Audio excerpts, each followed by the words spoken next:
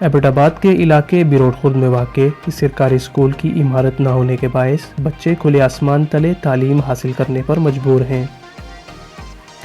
اطلاعات کے مطابق اسکول کی عمارت سن 2005 کے زلزلے میں تباہ ہوئی، جسے تاحال تعمیر نہیں کیا جا سکا ہے،